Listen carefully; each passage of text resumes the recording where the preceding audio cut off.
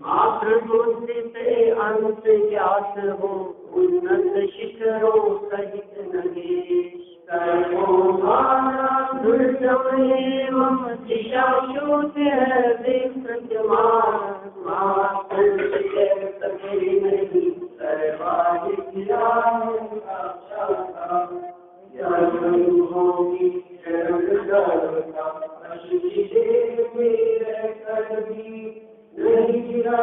होता है ऐसी दशा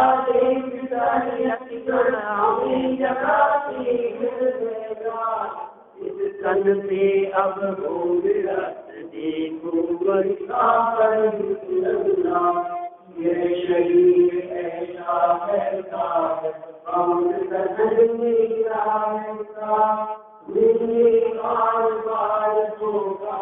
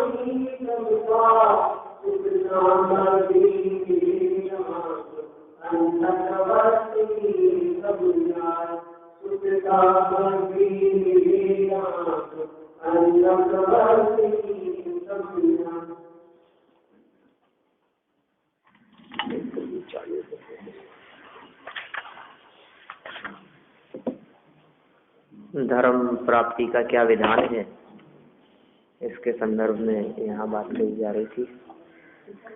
और कुछ एक उदाहरण इन्होंने यहाँ प्रस्तुत किया। अपना कुछ पूर्व में सुना हुआ तो नहीं लगता है। आचार्य देव इसके माध्यम से कोई बात विशेष कहना चाहते हैं। देखिए, अपन इस प्रकरण को पढ़ते हैं थोड़ा आगे। ये तो हो गया था ना अपना। अपन इसको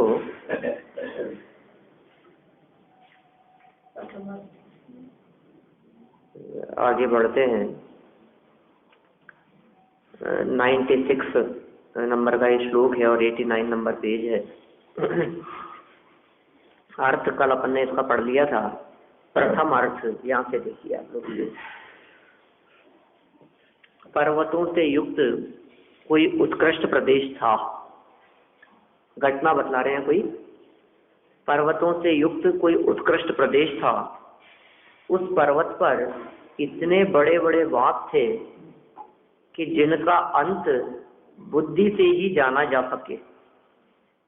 इतने लंबे लंबे बाग थे और उनके शिखर मानो शोभा के लिए ऊंचाई रूपी धन से युक्त होने के कारण अत्यंत ऊंचे थे और उन तक पहुंचने का मार्ग अत्यंत विस्तृत था, वहां तक पहुंचने का।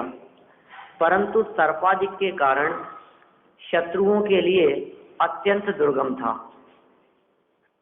बहुत दूरी भी थी और बहुत दुर्गम भी था और पहुंचना आसान काम नहीं था।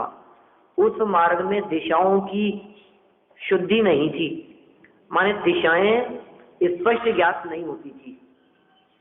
अर्थात वह प्रदेश सर्वसाधारण के लिए अज्ञात और विषम था। मतलब जनरल किसी आदमी, कोई व्यक्ति यदि वहां पहुंच जाए तो उसके लिए एक तो पता नहीं कि ये रास्ता कहाँ जाता है। जैसे मान लीजिए किसी सीधे सीधे रास्ते पर चलते हुए कभी कभी हमारी गाड़ी किसी एक ऐसे मार्ग में चली जाए कि जहाँ हमारे को कोई पता ही नहीं लगे कि कौन सा रास्ता आ गया। जितने लोग हमारे साथ में बैठे हैं गाड़ी में, कोई उस रास्ते को पहचान नहीं सके कि अरे कौन सा रास्ता आ गया है, कहाँ बढ़ गए अपन, कौन सी गली चूक गए, कौन से रास्ता भटक गए और किधर निकल आए हैं। और दूसरी बात, अज्ञात हो तो ठीक है, विषम और विपरीत है, विरुद्ध है, फिर भी किसी राजा के सरवार्य नामक मंत्री ने वहां जाकर उसे प्रत्यक्ष देखा। इस प्रकार प्रथम अर्थ में सरवार्य मंत्री की प्रशंसा की है। अब दूसरा अर्थ, प्रदिश्यते, अर्थात जिसमें पर को संबोधित किया जाए, ऐसा प्रदेश रूपी धर्म उत्कृष्ट है। क्योंकि लोग लक्ष्मी के लिए राजाओं को मस्तक झुकाते हैं, यह धर्म का ही फल है। वे राजा इक्ष्वाकु आदि वंश के धारक हैं, बुद्धि के पार को प्राप्त हुए हैं, माने अत्यंत बुद्धिमान हैं, महान हैं और धन के विपुल भंडार के धारी हैं वे राजा। और वे राजा जिस धर्म के होने से प्रधान होते हैं, उस धर्म रूप प्रदेश तक पहुंचने का मार्ग दान व्रतादि के भेदों से अनेक प्रकार का है, वांछा रहित है और भुजंगों अर्थात कामी पुरुषों के लिए दुर्गम है, अगोचर है।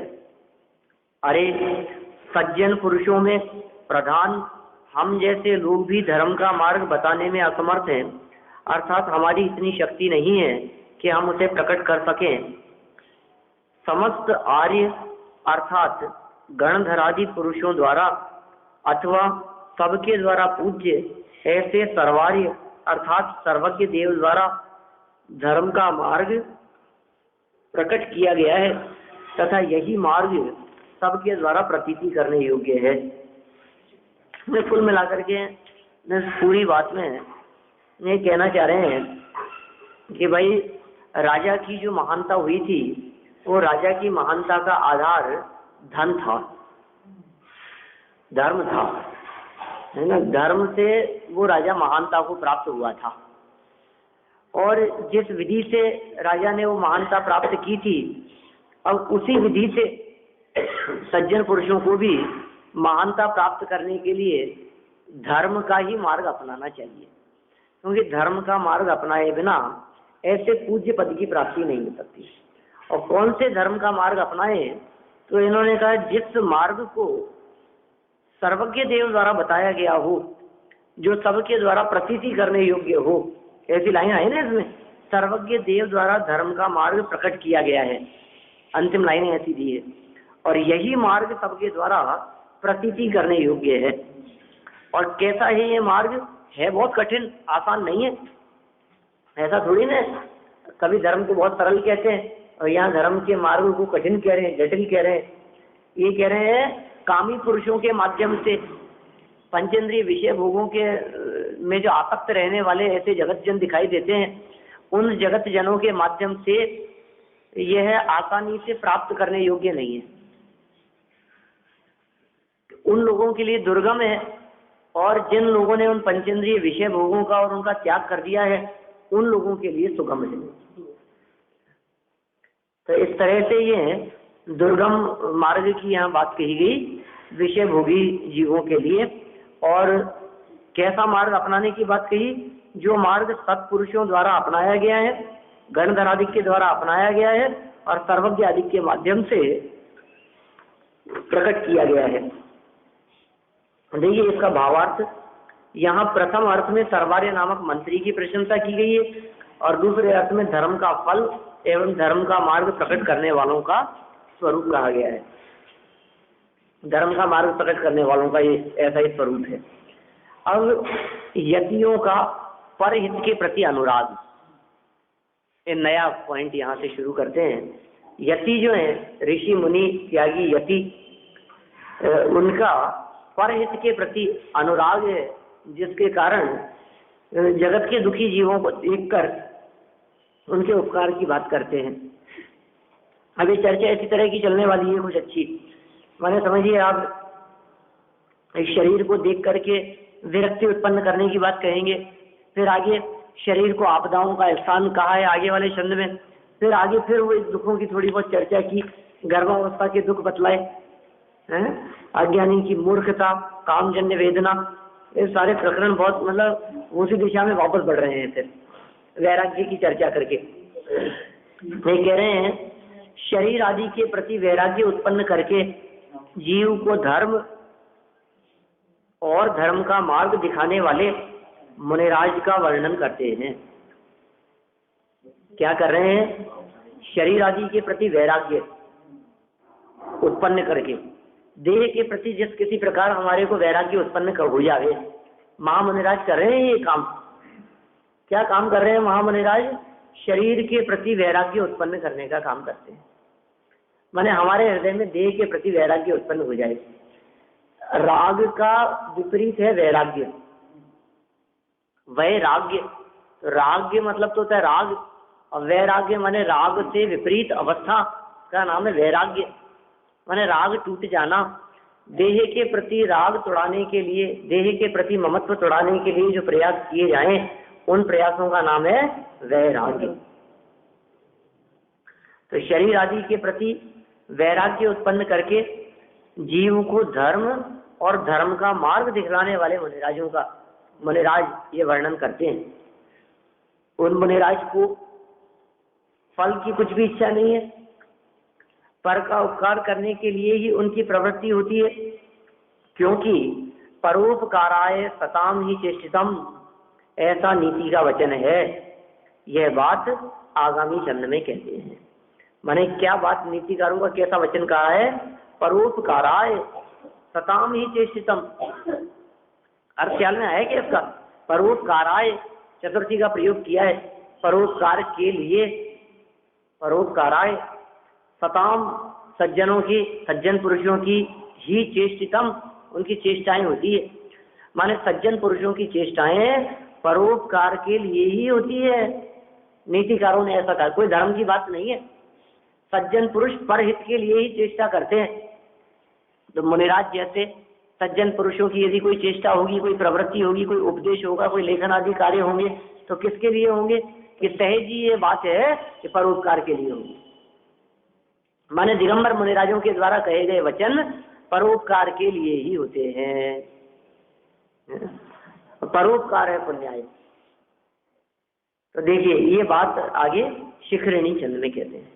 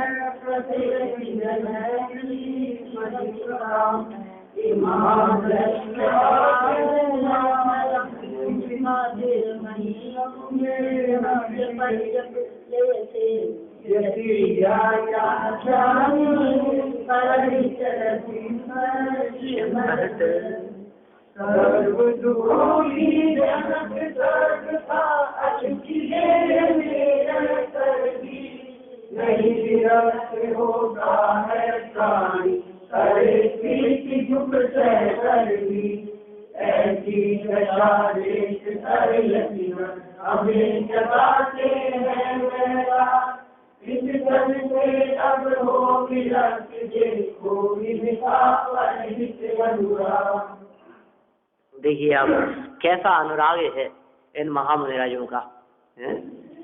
सर्व दुखों की जनक, सारे दुख जिससे उत्पन्न होते हों, जननी जनक उत्पन्न करने वाले, सारे दुखों को उत्पन्न करने वाले। माने जगत में आपको जितने दुख दिखाई देते हैं, सर्व दुखों का जन्म यदि कहीं से होता है तो का अष्टुची देह में रहकर, इस देह में रहकर के दुखों का जन्म होता है। आपको जितने प्रकार के दुख दिखाई देते हैं, आप लगा लीजिए उनकी चर्चा, उन दुखों की चर्चा करके देखो आप। आपको जितने प्रकार के दुख दिखते हैं, सभी दुखों के मूल में देह दिखाई देगी। यदि शरीर नहीं है तो कोई दुख नहीं। बीमार पड़ गए, परेशानी हो रही है, उठा बैठा नहीं जाता है, कभी दर्द हो रहे हैं, खाया नहीं जाता है, पचता नहीं है, दिखाई नहीं देता है, जो भी स्थिति बनती है वो जैसी भी, सब शरीर जन्य है सारी परिस्थितियां। और तो और आपके व्यापार रोजगार में होने वाली परेशानियां और कष्ट तकलीफें, उन सब के भी मूल में उनका भी जन्मदाता शरीर ही है। क्योंकि शरीर ही यदि नहीं हो, मान लीजिए, तो फिर किसके लिए तो कमाएगा और किसके लिए खर्च करेगा, किसके लिए इकट्ठा करेगा और किससे भोगेगा। माने सारी भोग सामग्री को इकट्ठा करने की बात, और इनको इकट्ठा करने के लिए करना अनीति अन्याय रूप कार्य, सब बातें देह के पीछे है, सारे गाजे बाजे शरीर के पीछे है जी। कुल मिलाकर के बात ये है, अब शरीर ही नहीं हो तो सब काम खत्म है, फिर क्या लेना देना है। शरीर ही बिगड़ गया, शरीर ही क्षीण हो गया, तो क्या तो करोगे पैसे का, और क्या होगा बिजनेस का, क्या दुकानदारी, और क्या, कुछ नहीं हो सकता शरीर के बिना। तो ये कह रहे हैं जितने दुख दिखाई देते हैं आपको, सर्व दुखों की जनक सर्व था, अशुचि देह में रह कर भी नहीं विरक्त होता है प्राणी, करे प्रीति दुख। कैसी बात कहते हैं यहाँ आचार्य देव। देखो हमें तो पढ़ करके आश्चर्य होता है, अपने आप होना चाहिए था। आचार्य देव दिखाते हैं तो आश्चर्य होता है कि यार कैसी दशा है वास्तव में। देखो आप, सर्वथा अशुचि, सर्वथा एकांत रूप से, हम तो अनेकांतवादी हैं, राशि जिसको अच्छी भी कहो, कैसे अच्छी कहें, सब तरह से दुखों का मूल है, दुखों की जनक है, अशुचि है, अपवित्र है, और इस देह में निवास करके भी, इस शरीर में रह करके भी विरक्त नहीं होता, विरक्ति नहीं हुई इसको। क्या कह रहे हैं, शरीर में रह करके भी जो दुख का कारण है, अरे जो हमारे को तकलीफ देता है उससे तो विरक्ति हो जाती है। कई बार कहते हैं ना इस तरह से, अरे साहब हमने देख लिया, अब तो नफरत होगा, हमारे चित्त से उतर गए हो। कभी कभी किसी के बारे में इस तरह के कथन कर दिए जाते हैं, किसी की विपरीत चलती हुई परिस्थिति देखकर, हमारे विरुद्ध उसका व्यवहार देखकर, हमारे प्रतिकूल किसी व्यक्ति का व्यवहार देख करके हमारे मन से कोई व्यक्ति उतर जाया करते हैं। तो ये कह रहे हैं, अरे पूरी जिंदगी हो गई तुम्हारे विरुद्ध इसको चलते हुए, तुम्हारे मन से नहीं उतरा है। कोई व्यक्ति थोड़ा सा तुम्हारे विपरीत शब्द बोल दे रहे तो तुम कहते हो, अरे देख लिया साहब, उस परिस्थिति में उनको, उस घटना में देख लिया, हमारे तो मन से उतर गए ये, अब नहीं बस। ये तुम्हारे मन से क्यों नहीं उतर रहा है जो तुम्हारे को तकलीफ दे रहा है? और कब से दे रहा है? कि जब से तुमने होश संभाला है, जब से तुम थोड़ा सा समझने लगे हो है, तब से ही लग रहा है कि यही है वास्तव में दुख का मूल।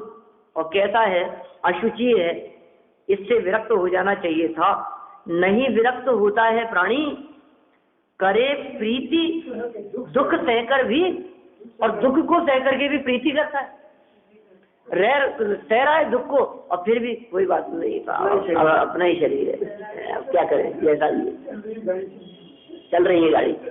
और फिर इसको छोड़ करके अपने आप को इससे भिन्न अनुभव ही नहीं करता, शरीर से भिन्न अपने आप को अनुभव ही नहीं करता, इसलिए शरीर की क्रिया प्रवृत्ति में ही निरंतर उलझा रहता है, फंसा रहता है, और इसको बनाए रहता है।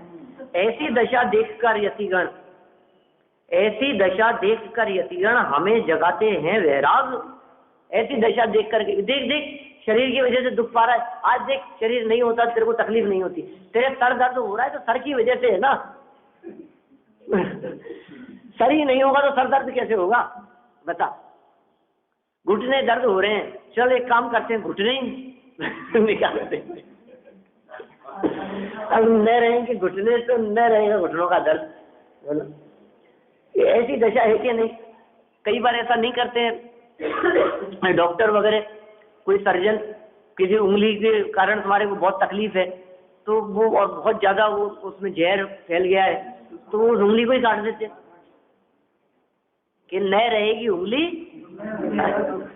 और न रहेगा उंगली का इन्फेक्शन है, न रहेगा उससे तकलीफ। सब चिंता मत करो आप, इसको ही जड़ से उखाड़ दिया हमने, तो अलग कर दिया उसको। तो क्यों कि आपकी उस बीमारी को मिटाने के लिए, तो बीमारी जहाँ थी उसको ही मिटा दिया। तो ऐसे ही आचार्य देव कह रहे हैं कि तुम्हारी बीमारी जो है, उस बीमारी का मूल कारण है शरीर, दुखों को भोगने का माध्यम है, कष्ट को भोगने का माध्यम है, और शरीर के प्रति कष्ट भोगता हुआ भी तू प्रीति करता रहता है। इसलिए तेरी ऐसी दशा देख करके जो मुनिराज हैं वो जगाते हैं वैराग जगाते हैं, राग से टूटने की बात करते हैं, राग से छूटने की प्रेरणा देते हैं, और राग से भिन्न, इस देह से भिन्न अंदर में मौजूद एक जो चैतन्य तत्व है उसकी महिमा और उसके गीत गाकर उसकी तरफ तेरे चित्त को आकर्षित करने का प्रयास करते हैं, क्योंकि उसकी तरफ जुड़ना इससे छूटने पर होता है।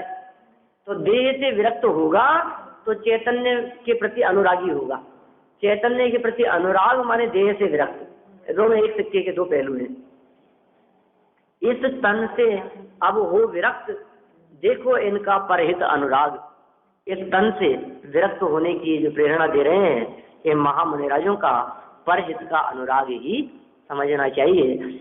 हमारे प्रति अत्यंत करुणा करके, अत्यंत प्रीति करके दिगंबर संतों ने ऐसी बात कही है। अर्थ देखिए इसका, सर्व प्रकार से अपवित्र और अनेक शारीरिक व मानसिक दुखों वाले इस शरीर में रहता हुआ यह संसारी जीव इससे विरक्त नहीं होता। ओहो, क्या कह रहे हैं? सर्व प्रकार से अपवित्र, अशुचि, घृणा उत्पन्न करने वाला, भीतर यातम जगत में और ना ही इसके समान घृणा करने वाला जगत में और कोई पदार्थ है ही नहीं, दिखाई नहीं देता है। कहते हैं अनेक शारीरिक और मानसिक दुखों वाला ये शरीर कैसा है? अपवित्र है, शारीरिक दुखों वाला है और मानसिक दुखों वाला है। शरीर से ही मानसिक दुख भी है, शरीर से शारीरिक दुख तो है ही। इस शरीर की चिंता न हुए तो मानसिक दुखों का भी जन्म नहीं होता। मानसिक दुख किस वजह से है बोलो? अरे साहब मेरे को तो ऐसा लगता है ये ऐसी स्थिति बन जाएगी तो मेरा क्या होगा, आज मेरे को ऐसी दिखाई दे रही है, ये बीमारी यदि बढ़ गई तो अब कैसे दुखी हो रहा है? बीमारी बढ़ी नहीं है, यदि बढ़ गई क्या? इनकी दशा देख करके मेरे को लग रहा है भाई काल यदि मेरी ऐसी दशा हो जाएगी तो मैं तो भैया अपन तो रह नहीं सकते। इसलिए अपने को तो पहले ही जागता रखने की बात करता है वो सब क्या है? मानसिक दुख है। किस वजह से है? बिगड़ नहीं जाए, तकलीफ आ नहीं जाए, संकट आ नहीं जाए, बीमार नहीं पड़ जाए, ठंड नहीं लग जाए, जुकाम नहीं लग जाए, बुखार नहीं हो जाए, तबीयत नहीं बिगड़ जाए, घुटनों में दर्द बढ़ नहीं जाए, इस डॉक्टर को क्यों दिखा लिया, अरे उनके पास क्यों चले गए, अरे इसका उपचार मत कराओ, अरे ये खाओ मत, क्यों? क्योंकि इससे बिगड़ नहीं जाए। बिगड़ने पर होने वाला दुख वो शारीरिक दुख, और बिगड़ नहीं जाए इसकी चिंता से होने वाला दुख वो मानसिक दुख। माने बिगड़ने पर शरीर ही बिगड़ गया, तकलीफ ही हो रही है, वेदना हो रही है, तो ये जो दुख है इस दुख को तो कहेंगे हम शारीरिक दुख। आदि नहीं, ये तो व्याधि है। और आदि क्या है? मानसिक दुख। वो मानसिक दुख क्या है?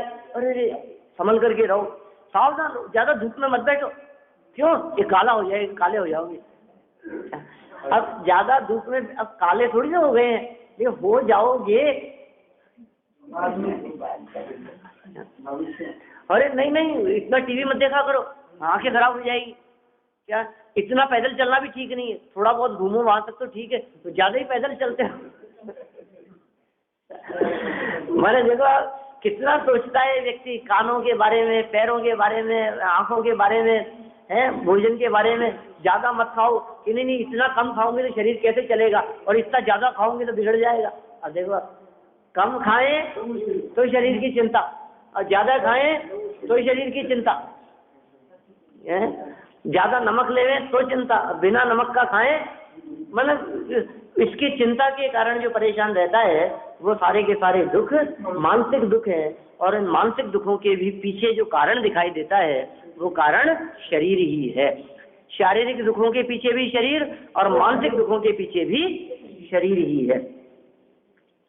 तो देखिए ये कहते हैं शारीरिक व मानसिक दुखों वाले इस शरीर में रहता हुआ यह संसारी जीव इससे विरक्त नहीं होता, अपितु इसे देखकर अधिक प्रीति करता है, देख देख करके राजी होता है, आईना देख देख करके, और ऊपर से लीपा पोती करके ऐसा समझता है अरे वाह अब तो अच्छा हो गया, और फिर शर्ट ऐसे डालेगा, पल्ला ऐसे करेगा, शॉल ऐसे ओढ़ेगा, मतलब फिर कैसा लगता है, अब कैसा देख रहा हूँ, क्या क्या दम है इसमें। अब ऊपर से लगा लगा करके चश्मा खरीदने के लिए जाएगा, 10 चश्मे बदल बदल करके देखेगा, इसमें कैसा लगता हूँ, इसमें कैसा लगता हूँ, इसमें कैसे दिखता है, इसमें कैसा है। ये जूते खरीदने में, शर्ट खरीदने में, है शरीर के उपचार करने में जितने साधन दिखाई देते हैं बदल बदल करके और चेंज कर कर करके है, और जितने शोरूमों में चले सब जगह ट्रायल रूम, और वो कहते नहीं आप ट्राई करके तो देखो, आप चेंज करके बदल के, अरे साहब आपके ऊपर खिलेगा, क्या खिलेगा आपके ऊपर। यहाँ कह रहे हैं भैया आपके ऊपर खिलाई, हाँ और साहब आपके ऊपर तो ये, और इतने मार्केटिंग स्किल्स इतने होते हैं उन लोगों में, इतने चतुर होते हैं वो, आपने जिस पर हाथ रख दिया उसी की प्रशंसा करेंगे। आपने जिसके बारे में कह दिया कि ये शायद थोड़ा सा, अजय साहब ये तो बहुत अच्छा लग रहा है, ये तो आपके ऊपर बिल्कुल, आपके ऊपर तो बिल्कुल जचने वाला है। हाँ बिल्कुल, मतलब आप जिसकी, क्योंकि उनसे तो क्या करना है, उनको तो वो तो आपको माल बेचना है, आपको जो पसंद आए उसकी तारीफ करनी है, उनके लिए सब माल एक जैसा है, सभी बेचने के लिए बैठे हैं वो, तो भाई इसकी तारीफ क्यों कर रहे हैं, क्योंकि ये आपको थोड़ा अच्छा लगा इसलिए आपकी तारीफ कर रहे हैं, और ये देख देख करके राजी होता रहता है, दुख भोग रहा है लेकिन फिर भी देख देख करके राजी हो रहा है। ये कह रहे हैं यहाँ पर, देखो क्या लाइन दी है, अपितु इसे देखकर अति प्रीति करता है, शरीर को देख करके, देह को देख करके, इसकी अवस्थाओं को देख करके अति प्रीति करता है। क्या यह जीव इस शरीर को देखकर अधिक प्रीति नहीं करता, अपितु अवश्य ही करता है। यह काकाख्यान अर्थात मिथ्या गुरुओं द्वारा दिया गया मिथ्या उपदेश है, परंतु काकाख्यान समझिए आप, कौवे की तरह, कव्य के द्वारा कहा गया व्याख्यान है, यानी कव्य की बोली जिस तरह से रुचिकर नहीं है, अच्छी नहीं है, उस तरह से किसी के द्वारा दिया गया मिथ्योपदेश है। परंतु महामुनिराज इन जीवों को भी सारभूत उपदेश देकर देह से विरक्त करने का प्रयत्न करते हैं। महामुनिराज सारभूत उपदेश दे रहे हैं, मार्मिक उपदेश देकर शरीर से विरक्ति करने का प्रयत्न कर रहे हैं, कोशिश ये कर रहे हैं कि ये शरीर से विरक्त हो जाए। किस प्रकार विरक्त हो जाए, कैसे विरक्त हो जाए, ऐसा उपदेश दे रहे हैं इसको कि भैया ये जो देह है ये तेरे दुख का कारण दिखाई देती है, जिस देह को तू सुंदर देख रहा है ये सुंदरता ऊपर ऊपर से दिखाई दे रही है, और ये सुंदरता भी सदा काल नहीं है। आप देखिए बहुत बालक अवस्था, बहुत छोटी अवस्था में भी अति सुंदर नहीं दिखता, और बहुत बड़ा हो जाने पर वृद्धावस्था में भी अति सुंदर नहीं दिखता, और युवा अवस्था में अपने आप को सुंदर समझता है तो भी सदा काल सुंदर नहीं रहता। जब थोड़ा सा नहा धो करके तैयार होकर के थोड़ा सा आंच के सामने खड़ा होता है तब कदाचित थोड़ा सा सुंदर दिखता है, काम नाम में उलझा थका हारा ऐसी अवस्था में स्वयं कहाँ सुंदर दिखता है। तो कभी कदाचित दिखाई देने वाली अवस्था से तो अपने आप को सुंदर मानता है, और जो बिगड़ी हुई अवस्था रहती है, सोता पड़ा रहे उस समय सुंदर नहीं दिखता, सो करके उठे तो सुंदर नहीं दिखता, बिना नहाए इधर उधर घूम रहा हो तो सुंदर नहीं दिखता है, नहा धो करके निकलने पर थोड़ा सा कदाचित दिखाई देवे, और फिर काम धाम करने के बाद में जो थका हारा दिखाई देवे तब बदसूरत दिखाई देता है। थोड़ी सी शेव बढ़ जाए तो अच्छा नहीं लगता है, बाल बिगड़े हो तो अच्छा नहीं लगता है, थोड़ा पसीनों से लथपथ हो तो नहीं अच्छा लगता है। आप सोचो निरंतर तो अशुचि अपवित्री दिखाई देता है, तो कह रहे तेरे अंदर में भरा क्या है, ऊपर से जो चमक दिखाई देती है ये थोड़ी बहुत देर की चमक, ये थोड़ी बहुत देर की सुंदरता, ये सुंदरता भी 10-5 मिनट घंटा आध घंटा की है और कोई दम नहीं है इसमें। एक दांत निकला और स्वरूप बिगड़ जाता है, कह रहे अच्छा नहीं लगता, अब बोलो आप मुंह छिपाते फिरते क्या करें, कैसी स्थिति हो जाती है, हिलने लग जाते हैं दांत, झड़ने लग जाते हैं बाल, और आधे काले से सफेद हो गए, आगे उतर गए, फिर कभी बढ़ जाते हैं तो बुरे नहीं लगते, फिर नाई काट देता है तो ज्यादा कट जाते हैं तो नहीं अच्छे लगते। क्या दशा है इस शरीर की, है? कभी नाखून बढ़ जाते हैं, कभी दांत पीले हो जाते हैं, कभी दांत खराब हो जाते हैं, कभी कुछ फोड़े फुंसी आदि हो जाए, कुछ ऐसा बिगड़ता हुआ दिखाई देता है। कहा सुंदरता के बारे में विचार करता है उसकी, और फिर जो दिखाई देता है ऊपर से चमकदार, वो भी ऊपर ऊपर ही है, उसमें भी थोड़ी सी परत ऊपर से उतर जाए तो फिर वो ही दिखाई देता है। या सम जगत में और ना ही, और कोई है ही नहीं इसके समान ग्रहण करने वाला पदार्थ। आप देखो इस तन में भरा क्या है, मलमूत्र अपवित्र पदार्थ भरे हैं इसमें, मल ही भरा है इसमें, अपवित्रताएं ही भरी है इसमें, हड्डियां हैं, खून है, मांस है, मज्जा है, श्लेष में है, कफ है, ये सब चीजें भरी है देह में अंदर। नवद्वार भय घिनकारी। तो आचार्य देव ऐसे उपदेश के माध्यम से, ऐसा उपदेश दे करके, अत्यंत दयावान होकर के क्या कह रहे हैं, इससे विरक्त होने की प्रेरणा देते हैं। सारभूत उपदेश देकर शरीर से विरक्त करने का प्रयत्न करते हैं। महामुनियों का परहित के प्रति ऐसा अनुराग देखने योग्य ही है। अरे महामुनिराजों का जो परहित के प्रति ऐसा अनुराग दिखाई देता है, यह अनुराग देखने योग्य दिखाई देता है। क्यों किया उन्होंने ऐसा काम? उनको क्या पड़ी थी? स्वयं देह से भिन्न आत्मा का अनुभव करते और मुक्ति में जाकर के विराजमान होते, विद्यालय में जाकर के, उनको क्या लेना देना था? लेकिन भैया जगत के जीव भी इस बात को समझे, इस बात को सुने, इस बात को स्वीकार करें। जिस तत्व को हमने प्राप्त किया है, जिस चीज का अनुभव हमने किया है, जो अतीन्द्रिय आनंद का वेदन हम कर रहे हैं, जो हम दुखों से मुक्त हो गए हैं, ऐसे ही दुखों से मुक्ति इनको भी मिले, ये भी दुखों से विरक्त हो जाएं, ऐसी भावना, अत्यंत विरक्ति की भावना से उन्होंने उपदेश दिया है। कि इनको समझाएगा कौन? ये समझते नहीं है बेचारे। विषय कषायों में तो स्वयं रचे पचे हैं, और विषय कषाय की चर्चाएं करने वाले भी बहुत हैं, और उसका प्राचार्यत्व करने वाले भी बहुत मिलेंगे दुनिया में। स्वयं फंसे हैं, आसपास का माहौल रहता है, उपदेश देने वाले ऐसे हैं, उसमें ऐसे ही टीवी सीरियल पिक्चर आदि वैसे ही हैं, न्यूज़पेपर्स उसी तरह के, वैसे ही उपदेश देने वाले, वैसे ही चर्चा करने वाले, वैसा ही माहौल, पंचेंद्रिय विषय भोगों में फंसाने वाले, उलझाने वाले लोग ही, तो सब तरफ ऐसा माहौल है। तो ऐसे माहौल से बचकर, जो चर्चाएं इसने कभी सुनी नहीं है, कौन सुनाएगा बोलो?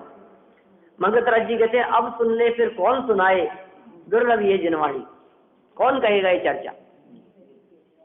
और आचार्य कुंद स्वामी कहते हैं, है सर्व सुध परिचित अनुभूत भोग बंधन की कथा, भोगों की कथा, बंधन की कथा, विषय कषायों की चर्चाएं, व्यापार बढ़ाने की चर्चाएं। अरे धन कमाने का उपदेश देने वाले तो ऐसे उपदेशदाता जगत में बहुत मिलेंगे। वे कहेंगे अरे मैं बताता हूँ मैं बताता हूँ कैसे पैसा कमाया जा सकता है, मैं उपदेश देता हूँ। ऐसे उपदेशदाता दुनिया में बहुत मिल जाएंगे। लेकिन धन से धर्म नहीं होए, भोंदू धन हित अग करे और अग से धन नहीं होए। क्या ये जो पंक्तियां मिलती है ज्ञानियों की कि भोंदू जगत में धन के लिए पाप करता है, लेकिन पाप से धन नहीं होता, धर्म से धन की प्राप्ति होती है, और ये धर्म से व्यस्त रहता है। इसलिए मुनिराज अत्यंत करुणा करके धर्म मार्ग में लगने के लिए अत्यंत प्रीति पूर्वक उपदेश देते हैं। ऐसा अनुराग महामुनिराजों का, उनका कोई भला थोड़ी ना हुआ है मुनिराजों का। उनको क्या मिल गया है जी? रॉयल्टी मिलती होगी ग्रंथ लिखने से उनको, क्यों साहब? आचार्य कुंद को कितनी रॉयल्टी मिलती होगी जी? 5-5 ग्रंथ, और देखो आप क्या धूम मचा रखी है उनके ग्रंथों ने। आचार्य उमा स्वामी को तत्वार सूत्र, और कितने लोगों ने तो उसकी टीकाएं लिखी है, और कितनी भाषाओं में वो ट्रांसलेट हो चुका है, और जगह सारी दुनिया में, चाहे दिगंबर हो चाहे श्वेतांबर हो, तत्वार सूत्र अपने आप में एक अलग ही ग्रंथ है। उसका कुछ तो उनको मिलता होगा, कुछ हिस्सा तो जाता होगा, जितने ग्रंथ लिखते होंगे, जितने छपते होंगे। कोई बेनिफिट नहीं, कुछ लाभ नहीं। उनको वो लाभ चाहिए ही नहीं था। ये भी कम न मालूम कहाँ से पता लग गया कि इस ग्रंथ के लेखक उमा स्वामी है। ये न मालूम कहाँ से पता लग गया कि इस ग्रंथ के लेखक आचार्य कुंद हैं। अदरवाइज उन्होंने तो अपना कुछ भी नहीं लिखा, कोई बायोडाटा नहीं दिया उन्होंने कि यहाँ मेरा जन्म हुआ था, ये मेरा परिचय है और मैं ये ग्रंथ लिख रहा हूँ है, और देखो भाई मैं ये काम कर रहा हूँ। यद्यपि मेरे को कुछ चाहिए नहीं, लेकिन कम से कम मेरा नाम तो याद रखना आप लोग। एक छोटा सा भजन लिख दिया तो आखिरी में अपना नाम दे। हाँ, कहीं ना कहीं जोड़ देते हैं। बोलो आप 10 लाइन का 8 लाइन का भजन लिखो तो उसके अंदर कहीं ना कहीं अपना नाम जोड़ देते हैं कि अपना नाम उसके साथ में जुड़ा रहे। इतने बड़े ग्रंथों में कहीं आचार्यों का नाम नहीं है, कहीं नहीं है, आगे से पीछे तक, प्रारंभ से लेकर अंत तक, मंगलाचरण से लेकर अंतिम प्रशस्ति तक कहीं कोई चर्चा नहीं है। उनको हित ही नहीं है, अपने बारे अपना हित इन चीजों से नहीं होता। उन्होंने ग्रंथों की रचना स्वयं के लिए नहीं की। आज हम कुछ भी लिखते हैं तो स्वयं के लिए लिखते हैं, दूसरों के लिए नहीं। और देखो असली में स्वयं के लिए लिखे आत्म कल्याण की भावना से तब तो ठीक है, लेकिन स्वयं के लिए लिखते हैं का अर्थ लोक बड़ाई के लिए लिखते हैं, यश प्रशंसा के लिए लिखते हैं। ऐसी किताब लिखूं कि लोग याद करें, अरे साहब अरे ये किताबें इनकी लिखी हुई है, अपने उस नाम के लिए हो रहा है सारा झमेला। यहाँ ये कह रहे हैं उनको अपने उस हित की तो कोई वांछा नहीं थी, इच्छा नहीं थी, और जगत के जीवों को देखा और उन्हें दुखी देखा तो कहा अब हम स्वयं तो जा करके किसको समझा सकते हैं, हम ये बातें लिख देते हैं, उसकी प्रतिलिपियां हो जाएगी। तो जितने लोग आगे कालांतर में भी इस तत्व का और इस आत्म विद्या को प्राप्त करने के इच्छुक होंगे, उन्हें उस विद्या की प्राप्ति होगी, उनका भला हो जाएगा, वो इस आत्म कल्याण के मार्ग में लग जाएंगे, तो उनका भी जीवन सुधर जाएगा। दिगंबर संत ही नहीं, तीर्थंकर परमात्माओं के माध्यम से भी दिया गया उपदेश, वो सारा का सारा उपदेश किस लिए है? परोपकार की भावना से। अरे परोपकार की भावना के फलस्वरूप तीर्थंकर प्रकृति बांधी थी, जो वर्तमान में उदय में आ रही है, और जिसके फलस्वरूप वर्तमान में ये दशा दिखाई दे रही है। तो ये कह दिया इन्होंने कि हम जितना उपदेश दे रहे हैं, अब आगे जो उपदेश दिया जाने वाला है, आगामी छंद में भी जो उपदेश देंगे, वो इस शरीर को आपदाओं का स्थान बता करके ही उपदेश देंगे। अब आचार्य देव ने कौन सा बात कहना चाह रहे हैं कि हमारा उद्देश्य ये है कि आप तन से विरक्त हो जाए। ये तन दुखों की खान है, तन रोगों की खान है, दुखों की खान है, दुख का आधार है। इसलिए तन से आपकी तन्मयता टूट जावे, इसके लिए हम आगे चर्चा करने वाले हैं। यही बात इन्होंने आगे बतलाई है। अर्थ में यही चर्चा की है, भावार्थ में यही चर्चा की है, आगामी छंदों में भी एक आध छंदों में इसी प्रकार की चर्चा की है। अपन इस प्रकरण को अवसर मिलेगा तो कल अपन चलाएंगे, नहीं तो फिर कल कोई और आकर के चलाएगा। अभी कुछ नक्की नहीं है, हो सकता है मैं अजमेर चला जाऊं, और हो सकता है नहीं भी जाऊं, नहीं जाऊंगा तो आ जाऊंगा, और चला जाऊंगा तो फिर कोई और आएगा। विवेक को जगत में